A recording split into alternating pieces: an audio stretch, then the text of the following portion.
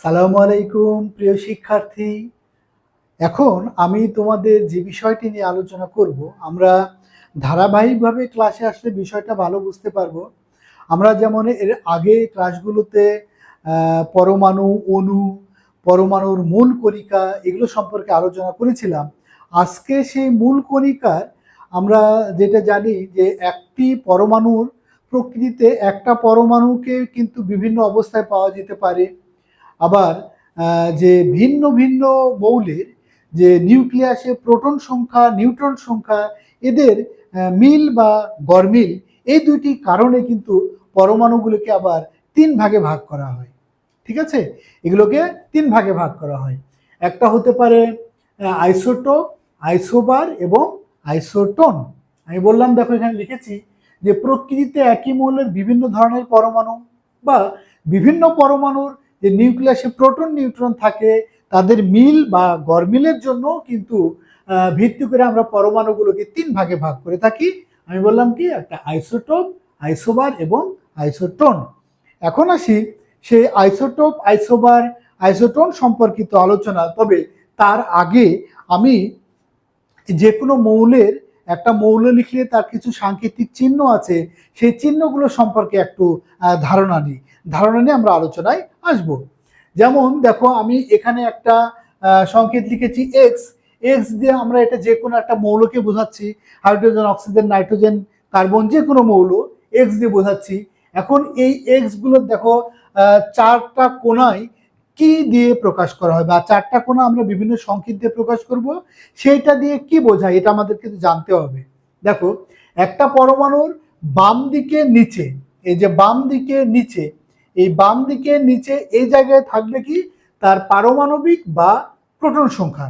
অর্থাৎ একটা মৌলের পারমাণবিক সংখ্যা বা প্রোটন সংখ্যা, এটা কিন্তু থাকবে বামের নিচে, যেটাকে ক্যাপিটাল জেড দিয়ে প্রকাশ করা হয়।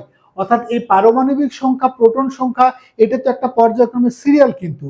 যেমন পারমাণবিক সংখ্যা যদি এক হয়, যেমন আমি এখানে সংক্ষেপে লিখেছি 6, অর্থাৎ এগুলো পারমাণবিক সংখ্যা কিন্তু। কার্বনের যেমন 6 6 6, হাইড্রোজেনের 1 1 1, এটা পারমাণবিক সংখ্যা বা প্রোটন সংখ্যা। আর উপরের দিকে দেখো, বামের উপরে এই জায়গায় যেটা থাকবে, এটাকে বলবো আমরা তার ভর সংখ্যা। ভর সংখ্যা মানে কি, নিউক্লিয়াসে যে প্রোটন, নিউট্রন থাকে সেই দুইটা যোগফল, ভর সংখ্যা। উপরের দিকে বামে যেটাকে ক্যাপিটাল এ দিয়ে প্রকাশ করা হয়। যেমন আমি দেখো এখানে হাইড্রোজেনের 1 2 3, কার্বনের বেলায় 12 13 14 এগুলো লেখা আছে। ঠিক আছে, যেমন কপার, জিঙ্কের বেলায় এখানে 64 64, উপরে যেগুলো বামে, এটা কিন্তু ভর সংখ্যা। এবার আসি ডান দিকে। ডান দিকে উপরের দিকে কোনায় যে লেখা থাকবে, সেটা হচ্ছে আধান সংখ্যা। এই আধান সংখ্যাটা কখন হয়, একটা মৌল যখন ইলেকট্রন ত্যাগ বা গ্রহণ, এরকম ত্যাগ গ্রহণের মাধ্যমে সেখানে আধানের পরিবর্তন হয়। অর্থাৎ দান করলে, দান করা মানে কি, ধনী ধনাত্মক আধানে পরিণত হয়, নেওয়া, ঋণ নেওয়া মানে ঋণী মানুষ ঋণাত্মক আধানের সৃষ্টি হয়। সেটা আমরা এখানে প্রকাশ করব, কয়টা দান করছে, কয়টা গ্রহণ করছে। এবং ডান দিকে নিচে এখানে লেখা থেকে পরমাণুর সংখ্যা, এখানে লেখা থেকে পরমাণু সংখ্যা, অর্থাৎ কয়টি পরমাণু, সেটা দিয়ে প্রকাশ করা হয়। এগুলো সম্পর্কে আমরা আরো জানবো। তবে এখানে আমার যেহেতু আইসোটোপ, আইসোবার এবং আইসোটোন নিয়ে আলোচনা করব, এটা করতে গেলে আমার এই সম্পর্কে একটু ধারণা থাকার প্রয়োজন। তা আমি তোমাদেরকে এটা বিষয় একটু দেখালাম। এবার আসি, আমরা যে বলেছি আইসোটোপ, আইসোবার এবং আইসোটোন, সেই সম্পর্কে একটু আলোচনা। প্রথমে আসি এখানে আইসোটোপ। দেখো, এই আইসোটোপ বলতে আমরা কি বুঝাচ্ছি, এখানে দেখো পারমাণবিক সংখ্যা বা প্রোটন সংখ্যা এটা একই হবে। অর্থাৎ একই যদি হয় পারমাণবিক সংখ্যা, প্রোটন সংখ্যা, তাহলে মৌলটাও নিশ্চয়ই একই মৌল হবে। ঠিক আছে, অর্থাৎ একই মৌলের, যেটা একই মৌল মানে পারমাণবিক সংখ্যা, প্রোটন সংখ্যা একই হবে, একই, কিন্তু তাদের ভর সংখ্যা বা নিউট্রন সংখ্যা, মেনলি নিউট্রন সংখ্যার পরিবর্তনের ফলে তাদের ভর সংখ্যারও পরিবর্তন হয়। কেননা ভর মানে কি, প্রোটন এবং নিউট্রন, এই দুইটা যোগফল কিন্তু ভর সংখ্যা। আমি কি বললাম, আইসোটোপ একই মৌলের, অর্থাৎ পারমাণবিক সংখ্যা, প্রোটন সংখ্যা একই থাকবে, একই মৌলের, নিউট্রন সংখ্যার ভিন্নতার জন্য তাদের ভর সংখ্যাটাও হবে ভিন্ন ভিন্ন, তাহলে তাদেরকে বলবো পরস্পরের আইসোটোপ। যেমন আমি এখানে কিছু উদাহরণ দেখিয়েছি। যেমন এখানে এই কয়টা হাইড্রোজেনের এখানে আইসোটোপ দেখিয়েছি আমি। হাইড্রোজেনের দেখো, এদের একই মৌল যেহেতু, ওই জন্য প্রোটন সংখ্যা 1 1 1 হাইড্রোজেন, কিন্তু এই যে নিউটন সংখ্যার পার্থক্যের জন্য দেখো এদের ভর চেঞ্জ হয়ে গেছে, এখানে ভর 1, এখানে ভর 2, এখানে ভর 3। তার মানে কি হলো, একই মৌলের ভিন্ন ভিন্ন ভর। ঠিক আছে, এটাকে বলবো, এদের কি বলবো, পরস্পরের আইসোটোপ। সেম একইভাবে এখানে আমি কার্বনের 3টা আইসোটোপ দেখাইছি যে তাদেরও একই রকম। দেখো প্রোটন সংখ্যা, পারমাণবিক সংখ্যা 6, কিন্তু ভর সংখ্যা এখানে নিউট্রন সংখ্যার পরিবর্তনে ভরও চেঞ্জ হয়ে গেছে 12, 13, 14।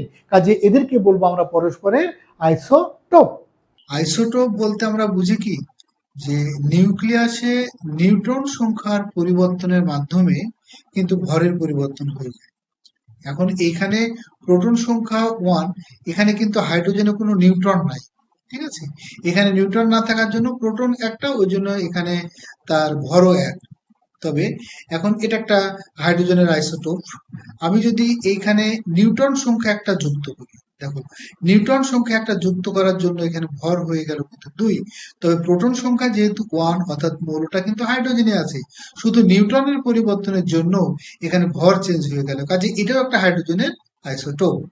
আমি নিউট্রন সংখ্যা আরো একটা বৃদ্ধি করলাম। দেখো নিউট্রন সংখ্যা বৃদ্ধি করার জন্য এখানে কিন্তু ভর হয়ে গেল 3। তবে প্রোটন সংখ্যা কি একটাই আছে, আর প্রোটন এক মানে সেটা হাইড্রোজেনে আছে, পরমাণুর কোনো চেঞ্জ হয়নি, শুধু নিউট্রন সংখ্যা পরিবর্তনের জন্য এখানে দেখো ভরটাও চেঞ্জ হয়ে গেছে। এগুলো হচ্ছে হাইড্রোজেনের আইসোটোপ। আমরা যদি দেখি কার্বন, দেখো কার্বনের বেলায় প্রোটন সংখ্যা এখানে আছে 6, লাল দিয়ে এগুলো প্রোটন বোঝানো হচ্ছে। আর এখানে নিউট্রনও আছে কিন্তু এখানে 6টা, এই জন্য টোটাল ভর কিন্তু হয়ে আছে এখানে কত, 12। মানে প্রোটন প্লাস নিউট্রন এই দুইটা মিলেই কিন্তু এই ভর সংখ্যা 12 হয়ে আছে। এবার এটা একটা কার্বনের আইসোটোপ। আমি যদি এখানে নিউট্রন সংখ্যা একটা বৃদ্ধি করি, যে নিউট্রন একটা বৃদ্ধি করলাম, মানে 7টা নিউট্রন করে দিলাম, আর প্রোটন সংখ্যা 6টাই আছে, যার জন্য প্রোটন 6 মানে কার্বনে আছে, কিন্তু নিউট্রন বৃদ্ধি করার জন্য দেখো এখানে ভর হয়ে গেল 13। এটাও কার্বনের একটা আইসোটোপ। আমি যদি মনে করি নিউট্রন সংখ্যা আরো একটা বৃদ্ধি করে দিলাম, দেখো বৃদ্ধি করার জন্য এখানে ভর হয়ে গেল কত, 14। অর্থাৎ এখানে প্রোটন সংখ্যা কিন্তু 6 আছে, মৌলটা কার্বন, শুধু নিউট্রনের এই পরিবর্তন বৃদ্ধির জন্য কার্বনের কয়েক রকমের এখানে আইসোটোপ পেলাম। একইভাবে আমরা অক্সিজেনের কথা যদি চিন্তা করি, অক্সিজেনের প্রোটন সংখ্যা 8, এখানে লাল দিয়ে প্রোটন বোঝাচ্ছে, এটা 8টাই আছে, এবং এখানে নিউট্রন সংখ্যাও কিন্তু 8, অর্থাৎ টোটাল ভর হয়েছে 8 + 8 অর্থাৎ 60। তবে আমি এটা একটা অক্সিজেনের আইসোটোপ, আমি যদি এখানে নিউট্রন সংখ্যা একটা বৃদ্ধি করি, তাহলে দেখো এই যে ভর চেঞ্জ হয়ে গেল 17, কিন্তু এটা মৌলটা কি, প্রোটন যেহেতু 8, অক্সিজেনে আছে, এটা একটা অক্সিজেনের আইসোটোপ। আমি যদি এইখানে নিউট্রন সংখ্যা আরো একটা বৃদ্ধি করে দিই, তাহলে টোটাল ভর হয়ে গেল কত, 18। অর্থাৎ এটা অক্সিজেন মৌলেরই কিন্তু একটা আইসোটোপ। এই হচ্ছে আমাদের আইসোটোপ সম্পর্কিত ধারণা। আমরা আইসোবার। এখন আমরা দেখব কি আইসোবার। আইসোবারটা দেখো, এবার ভিন্ন ভিন্ন মৌলের, মানে প্রোটন সংখ্যা ভিন্ন, মানে কি মৌলটা ভিন্ন ভিন্ন, মৌল ভিন্ন ভিন্ন, কিন্তু এদের ভর সংখ্যাটা হবে একই। অর্থাৎ প্রোটন সংখ্যাও ভিন্ন, নিউট্রন সংখ্যাও ভিন্ন, কিন্তু টোটাল নিউট্রন এবং প্রোটন এবং নিউট্রন দুইটা মিলে তার যে ভর সংখ্যা সেটা কিন্তু একই হবে। তাহলে ভিন্ন ভিন্ন মৌলে, যেমন আমি এখানে উদাহরণ দেখাইছি, দেখো কপার এবং জিঙ্ক, এই কপার এবং জিঙ্ক দুইটা কিন্তু ভিন্ন মৌল। কপারের প্রোটন সংখ্যা, পারমাণবিক সংখ্যা 29, জিঙ্কের 13। তাহলে কিন্তু এদের দেখো ভর সংখ্যা, এটারও 64, এটারও 64।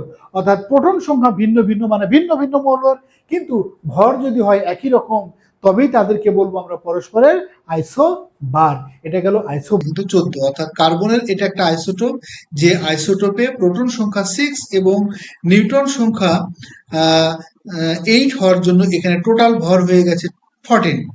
এটা একটা কার্বনের আইসোটোপ, যেখানে প্রোটন সংখ্যা 6 মানে কার্বন মৌল, কিন্তু ভর হয়ে আছে 14। এবার আসি, আমি যদি এই আইসোটোপের সাথে আমি নাইট্রোজেনের কথা চিন্তা করি, দেখো নাইট্রোজেনে কিন্তু এখানে প্রোটন সংখ্যা 7, অর্থাৎ এটা হয়ে গেল নাইট্রোজেন, আর আগেরটা ছিল কার্বন, প্রোটন সংখ্যা ছিল 6, এখানে নাইট্রোজেন, তবে দেখো এখানেও ভর কত, 14। তার মানে কি, কার্বনে যেখানে ছিল প্রোটন সংখ্যা 6, ভর ছিল 14, এখানেও নাইট্রোজেনের প্রোটন সংখ্যা কিন্তু 7, ভর হচ্ছে 14। কাজেই এই যে কার্বনের ওই আইসোটোপের সাথে নাইট্রোজেনের এটা, এই দুইটাও কিন্তু পরস্পরের হয়ে গেল আইসোবার। আসি আমরা আইসোটোন। দেখো আইসোটোনটা কি, এবার প্রোটন সংখ্যা এবং ভর সংখ্যা দুটোই হবে ভিন্ন। প্রোটন সংখ্যা ভর সংখ্যা দুটাই হবে ভিন্ন, কিন্তু নিউট্রন সংখ্যাটা হবে একই রকম। এদেরকে বলবো আমরা পরস্পরের আইসোটোন। আইসোটোন, এখন দেখো আমি এখানে উদাহরণ দেখাইছি, সিলিকন, ফসফরাস এবং সালফার, এই তিনটাই ভিন্ন ভিন্ন মৌল। অবশ্যই তাদের তো প্রোটন সংখ্যা ভিন্ন, ঠিক আছে। দেখো এটার প্রোটন সংখ্যা 14, 15, 16 তিনটা, কিন্তু এখানে ভর সংখ্যাও ভিন্ন ভিন্ন, 30, 31, 32। তবে নিউট্রন সংখ্যা, আমরা এই নিউট্রন সংখ্যা বের করতে পারি কিভাবে? নিউট্রন সংখ্যা বের করতে পারি ভর সংখ্যা থেকে, অর্থাৎ ভর সংখ্যা থেকে বিয়োগ করব কি, যে প্রোটন সংখ্যা। প্রোটন সংখ্যা, ভর সংখ্যা থেকে প্রোটন সংখ্যা বিয়োগ করলে কিন্তু আমরা পাই নিউট্রন সংখ্যা। যেমন এখানে 32 থেকে 16 যদি বিয়োগ করি আমরা তাহলে কত পাবো? 16 পাবো। আবার একই রকম 31 থেকে যদি 15 বিয়োগ করি কত পাবো? 16ই পাবো। আবার 30 থেকে 14 বিয়োগ করলে একই রকম কত পাবো? 16ই পাবো। তাহলে দেখো এই যে তিনটা মৌলই ভিন্ন ভিন্ন, যাদের প্রোটন সংখ্যাও ভিন্ন, ভর সংখ্যাও ভিন্ন, কিন্তু নিউট্রন সংখ্যা একই রকম। তাই এদেরকে বলবো আমরা পরস্পরের কি? আইসোটোন। দেখো, আইসোটোনের বেলায় ছিল প্রোটন সংখ্যাও ভিন্ন হবে, ভর সংখ্যাও ভিন্ন হবে, কিন্তু নিউট্রন সংখ্যা অর্থাৎ কি ভর সংখ্যা থেকে প্রোটন সংখ্যা বিয়োগ করে যে মান সেটা থাকবে একই রকম, ঠিক আছে। অর্থাৎ ভর সংখ্যা থেকে প্রোটন সংখ্যার বিয়োগফল এটা থাকবে সেম। এখন দেখো এখানে কার্বনের আমি একটা আইসোটোপ দিয়েছি, যে আইসোটোপে কার্বনের এখানে প্রোটন সংখ্যা 6, ভর সংখ্যা 13। আমি যদি এই ভর থেকে এই প্রোটন সংখ্যা 6 বিয়োগ করি, বিয়োগ করলে কিন্তু এখানে বিয়োগফল কত পাবো? 7, ঠিক আছে। এখানে কিন্তু 7, অর্থাৎ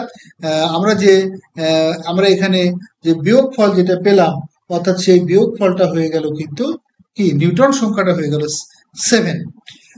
এবার আসি, আমরা যদি এখানে নাইট্রোজেনের একটা দেখি আইসোটোপ, নাইট্রোজেনের দেখো এখানে 7 প্রোটন সংখ্যা আর ভর সংখ্যা 14। এখানে যদি আমি এই দুটো বিয়োগ করি, বিয়োগ করলে যে আমাদের নিউট্রন সেটা পাবো কত? 7। কার্বনেরও সেখানে ছিল 7, এখানে নাইট্রোজেনের এই আইসোটোপেরও কিন্তু নিউট্রন সংখ্যার মানটা হচ্ছে 7। কাজে নাইট্রোজেনের এই আইসোটোপ এবং আগের যে আমরা দেখলাম কার্বনের যে আইসোটোপ, অর্থাৎ কার্বনের বেলায় আমরা কত দেখলাম, অর্থাৎ এই যে এই আইসোটোপ মানে প্রোটন সংখ্যা 6 আর এখানে ভর সংখ্যা 13, বিয়োগ করলে কিন্তু এখানেও 7 পাবো। কাজে এইটা পরস্পরের সাথে, এই দুটো হলো পরস্পরের কি আইসোটোপ। এই সম্পর্কে আমরা মোটামুটি জানলাম। তাহলে আমরা মোটামুটি একটা পরমাণুর যে কণিকাগুলো সম্পর্কে আমাদের ইনশাল্লাহ, এই যে আমি সিরিয়ালে এর আগেও 2টা ক্লাস নিয়েছি, আজকে নিলাম, এই 3টা ক্লাস করলে তোমরা একটা পরমাণুর মূল কণিকা সম্পর্কে ইনশাল্লাহ ভালো একটা ধারণা পাবা এই আমার ক্লাসগুলো যদি দেখো। তো আজকে আমি তোমাদের এই পর্যন্ত শেষ করলাম। আমরা এর পরবর্তী বিষয়ে আবার ইনশাল্লাহ আগামী দিন শুরু করব। সবাই সাথে থাকো। ধন্যবাদ।